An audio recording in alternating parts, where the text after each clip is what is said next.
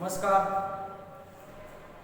मैं प्राध्यापक डॉक्टर गजानन सोने, सहायक प्राध्यापक वसुंधरा महाविद्यालय घाटनांदूर। आज हम डॉक्टर बाबा साहब अम्बेडकर मराठवाड़ा विश्वविद्यालय औरंगाबाद से निर्देशित BA उपाधि तृतीय वर्ष के प्रश्न पत्र 11 साहित्य शास्त्र के हिंदी विद्वानों द्वारा प्रस्तुत साहित्य परिभाषा देखने वाले हैं। पिछले ताशिका में हमने पाश्चात्य विद्वानों द्वारा प्रस्तुत साहित्य परिभाषाएं देखी हैं, इस पर विचार विमर्श हुआ है। आज हम हिंदी विद्वानों द्वारा प्रस्तुत साहित्य परिभाषाएं देखने वाले हैं।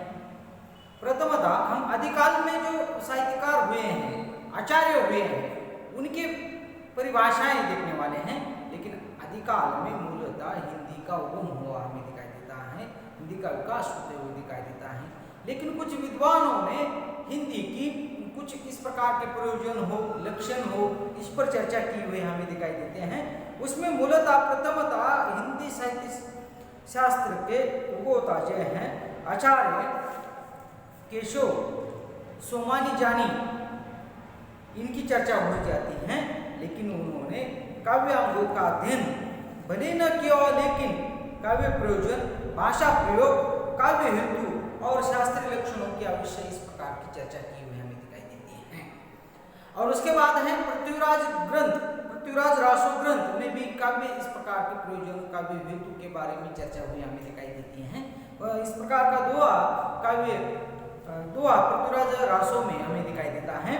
दुष्टानुक्ति धर्म विशालेश राजनीति नवरस षट भाषा पुराणंचा कथित माया, इस प्रकार की परिभाषाएं, इस प्रकार का श्लोक हमें पृथ्वीराज रासो में दिखाई देता है कि उसमें जो है भाषा महत्वपूर्ण होती है, भाषा प्रयोग महत्वपूर्ण होता है, काव्य हेतु महत्वपूर्ण होते हैं, शास्त्रीय लक्षण महत्वपूर्ण होते हैं। इस पर चर्चा इसमें की गई हमें दिखाई देती है। आदिकाल में कबीर हो या भक्ति काल में कबीर हो या तुलसीदास हो, सूरदास हो, उन्होंने भी काव्य परिभाषा पर, काव्य साहित्य पर इस प्रकार की अपनी परिभाषा दी है, दिखाई देती हैं। लेकिन सुरसहरी इस काव्य ग्रंथ में, सूरदास में अपने भी भाषा के महत्व को, अलंकारों को विशेष महत्व दिखाई देता है। लेकिन इनके इस ग्रंथ पर इस प्रकार की एक द्वंद कथा है कि ये ग्रंथ सूरदास ने लिखा है या अन्य किसी ने लिखा है, ये इस पर चर्चा करना हमारा यहाँ पर महत्वपूर्ण नहीं है। लेकिन इन विद्वानों ने भी, इन संत कवियों ने भी इस प्रकार साहित्य परिभाषा पर चर्चा की हुई हमें दिखाई देती है। महत्वपूर्ण है कि मध्ययुगीन आचार्य द्वारा प्रस्तुत परिभाषाएं, अतः मध्ययुगीन आचार्य द्वारा, ये तो विद्वान थे, आचार्य थे, इन्होंने काव्य भाषा पर, इस प्रकार के साहित्य पर परिभाषा प्रस्तुत की हुई हमें दिखाई देती है। लेकिन महत्वपूर्ण यह है कि इन मध्ययुगीन आचार्यों ने संस्कृत आचार्यों की परिभाषाओं का अनुवाद किया हुआ ज्यादा तो हमें दिखाई देता है। तो मध्ययुगीन आचार्यों में महत्वपूर्ण आचार्य है आचार्य केशवदास। इन्होंने काव्य में लक्षण नहीं कहा है, लेकिन बल्कि अलंकार संप्रदाय का अनुकरण करते हुए अलंकार की महत्ता का प्रतिपादन किया है। और उन्होंने कहा है कि जिस तरह सुजाति, सुलक्षणी, सूर्ण तथा सरस होने के बावजूद कोई रमणीय अलंकारों के बिना रमणीय नहीं होती, उसी प्रकार कविता अन्य गुणों से परिपूर्ण होने के बावजूद भी अलंकार प्रयोग के बिना रमणीय नहीं होती है। अद्यपि जाति, सुलोचनी, सुवर्ण, सरस, सुवृत, भूषण बिना न सुई कविता बनित मित्य। और यहाँ पर आचार्य केशव जी ने स्पष्ट किया है कि साहित्य में, काव्य में अलंकार से कविता पूर्ण नहीं होती। अगर इस प्रकार कविता अलंकार के बिना होती है तो वो मिथ्या है। इसीलिए अलंकार को ही महत्व देते हुए उन्होंने साहित्य की परिभाषा की हुई हमें दिखाई देती है। दूसरे इस प्रकार के महत्वपूर्ण आचार्य चिंतामणि ने दो परिभाषाएं दी हैं। बतकाहूं रस में जो है कवितत्व कहाँ सो, और दूसरी है सगुण अलंकारण सहित दोष रहित जो होई शब्द अर्थ वारो कवित विभुत कहत कोई कोई। प्रथम भाषा आचार्य विश्वनाथ की परिभाषा रसात्मक काव्य रसात्मक वाक्य ही काव्य हैं कि इस प्रकार अनुवाद हैं। तो दूसरी परिभाषा आचार्य मम्मट की परिभाषा तद्दोषो शब्दार्थों गुण अलंकृत पुनर्काव्य पी का अनुवाद मात्र हमें दिखाई देता है। तो इसके बाद महत्वपूर्ण इस प्रकार के आचार्य कुलपति मिश्र, इन्होंने काव्य प्रकाश और साहित्य दर्पण का प्रभाव उन पर रहा हुआ हमें दिखाई देता है। काव्य प्रकाश का अनुकरण करते हुए वे कहते हैं कि दोष रहित गुण सहित कुछ अल्प अलंकार सहित शब्दार्थ काव्य हैं। एक और काव्य लक्षण प्रस्तुत करते हुए वे कहते हैं जगते अद्भुत सुख सदन शब्दों अर्थ कवित्व यह लक्षण मैंने क्यों समझू ग्रंथ बहुत चित्त। और उन्होंने कहा है कि काव्य लक्षण महत्वपूर्ण होते हैं, रस महत्वपूर्ण होता है, गुण महत्वपूर्ण होता है, उसमें अल्प अलंकार भी महत्वपूर्ण होते हैं और तभी जाकर महत्वपूर्ण इस प्रकार का काव्य निर्माण होता है, साहित्य निर्माण होता है, कविता निर्माण होती है। इस प्रकार के आचार्य कुलपति मिश्र जी ने इस प्रकार की परिभाषा साहित्य की हुई हमें दिखाई देती है। उसके बाद हम देखते हैं कि आचार्य देव ने परिभाषा की है और वो कहते हैं कि शब्द जीव तिरी अरत मन रमसत सुचित शरीर चलत वह जुग छंद गति अलंकार गंभीर।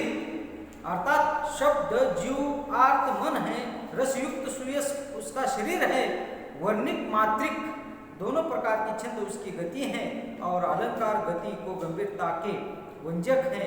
देव की धारणा बड़ी विलक्षण और दुष्मान शब्द की और अदृश्य रस शरीर संगत से नहीं लगता है। गति की गंभीरता भावों पर निर्भर करती है, अलंकारों पर नहीं।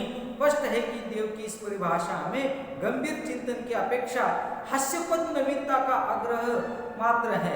इस रीतिकालीन आचार्यों में श्रुति मिश्र हो, सोमनाथ हो, कवि ठाकुर, इन्होंने भी इस प्रकार की काव्य परिभाषाएं हमें की हुई दिखाई देती हैं।